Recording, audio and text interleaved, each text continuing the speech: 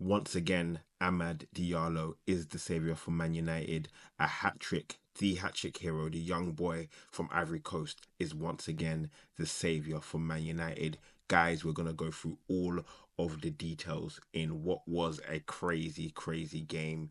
One that Man United should easily be winning, if we're being honest with you. A Southampton team who have struggled, but we're going to go into all of the details. Quick review of the lineup from Man United's standpoint, operating in that 3-4-2-1 that we know very well. A change here, Dalot it wasn't at right back given the red card that he experienced in the FA Cup against Arsenal.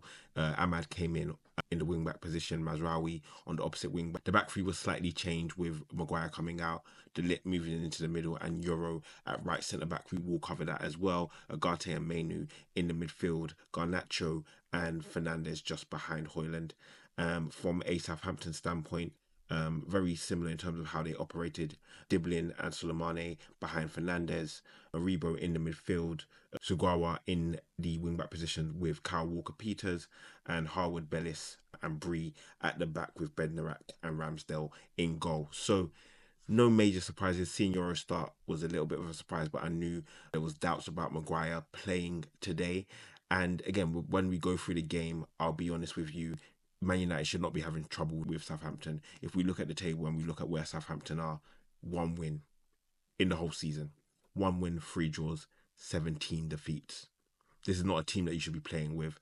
And it's easy said than done because I know Southampton have caused a number of teams a little bit of trouble in the past. Arsenal as well, when they played at the Emirates, Arsenal had to come back from a goal down and claw the game out. So it's not untoward, but I think it was the manner of which the two teams played against each other that was quite surprising. Southampton had a lot of the ball, a lot of a threat. If I'm being honest with you, too much of a threat. And one thing I've said about Amarin since he's come into the team is there's been a change in their defensive structure. They look a lot more solid.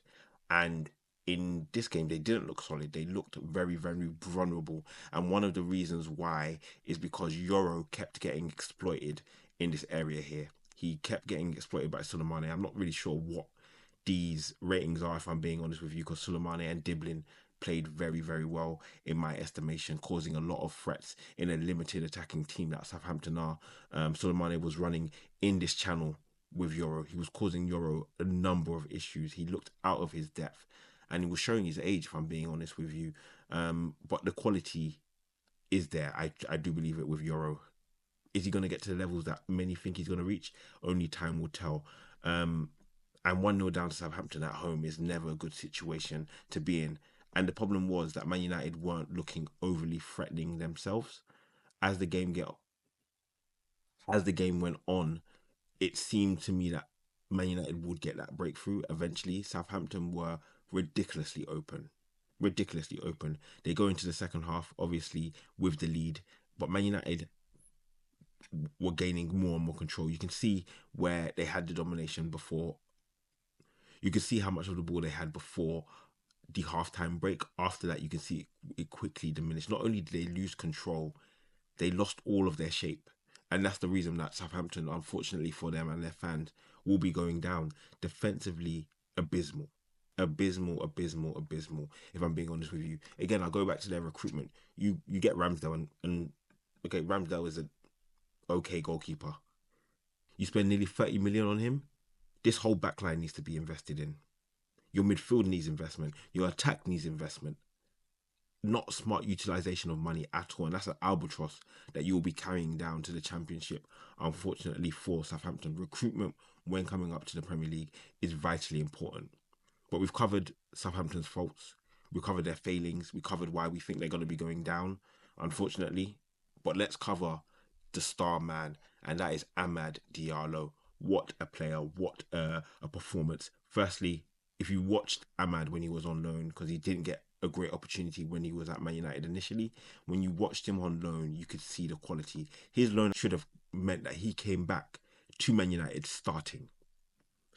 He was that impactful, that good in his loan. The fact that he came back and didn't get a sniff, a proper sniff, is a problem. And that's one of the reasons Ten Hag had to fall on his sword. One thing that Amarin has realised is that I need to get this boy into my team. Yes, he's playing in the right wing back position, but he said it perfectly after the game. Anywhere I need to play for my team, I will be there. Right wing back, in the 10, behind anywhere else that the manager needs him, he will be there. And that's the kind of player you need to commit when you're doing a rebuild. Man United need to get into their rebuild bag immediately. And this is a gem in your club who needs to be protected and promoted and given a lot of game time and established as one of your star players.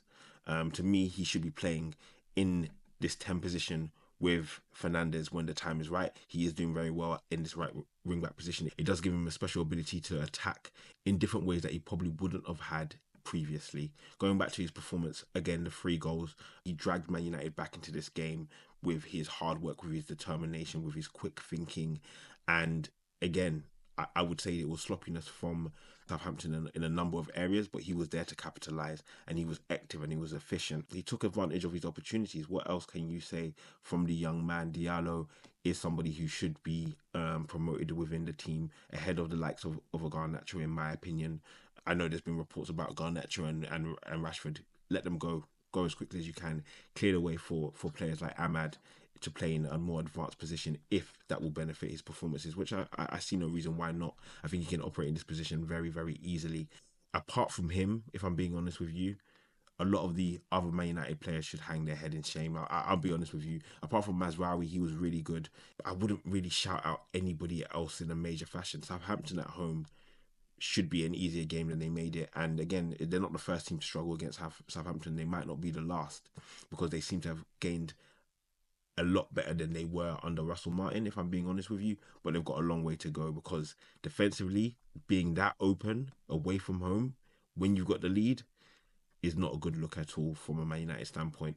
A quick thing I did want to cover was Højlund and Ugarte coming off and Mainu coming off when they did. Mainu, his performance in the first half of the game was not good enough, if I'm being honest with you. I did think from a Man United standpoint, where they are now, Ugarte and Mainu midfield will probably work the best. I've still got questions about it, to be honest with you. That midfield 2 pairing needs to be dynamic. It needs to be high energy. And I feel like Man United were a little bit too slow in everything they were doing, too slow. And that gave Southampton the opportunity to regain their shape, to make it more difficult. When they moved faster, like they did in the second half, Southampton couldn't keep up. That's where they need to continue to improve. Ugarte and Højlund came off at the same time, and that was like a sign from Amarin that I am not happy. I am not happy with this performance. Højlund, his movement, not good enough. He needs to use his body. He needs to be physical. I don't think Man United have given him the best platform to do so, if I'm being honest with you. And that's something that he needs to work on. They need to work on if they want to get the best out of him. This is 65 million, if I'm not mistaken, that they spent on him. You need to get your return. He has the profile. He has the physical profile to be a problem in this league.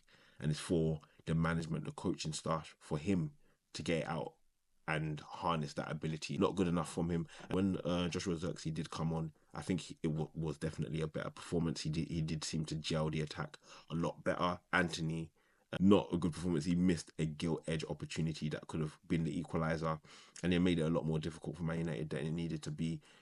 I'm sorry to say, but he has to be one of the worst signings in Premier League history, if I'm not mistaken. You guys can comment where I'm wrong. But it's not been a good return for Man United for his signing, for the signing of many others. And so you have to look at your recruitment and who's been in charge of the recruitment and aligning with your manager, because I don't think that alignment has actually been there. But Amad with the hat-trick again, superstar, needs to be continually promoted and given the recognition that he deserves, but also needs to keep his feet on the ground.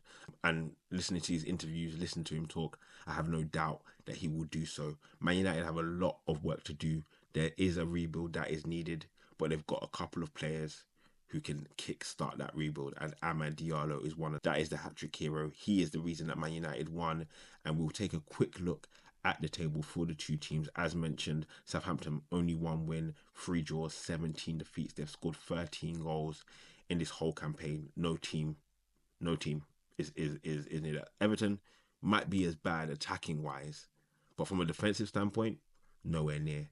47 goals conceded and can't match it with the goals scored. 6 points throughout the whole of the season, 21 games played. We will be seeing them in the Championship next season. Man United climb up from, I believe, 14th to 12th. and they sit with 26 points over 21 games. Again, they need to keep climbing. They have the opportunity with how jammed it is in the middle of the Premier League, how competitive it is in the Premier League. In a couple of wins and a couple of results go your way, you could be climbing up into the top half again. Might not sound like the biggest thing in the world. However, when you've been as low as 15th, climbing up that table is very, very important, not only for position, but also for morale. Most definitely. Guys, hopefully you've enjoyed this video. It's been EDA. I'll catch you soon. Make sure to like, subscribe. Peace.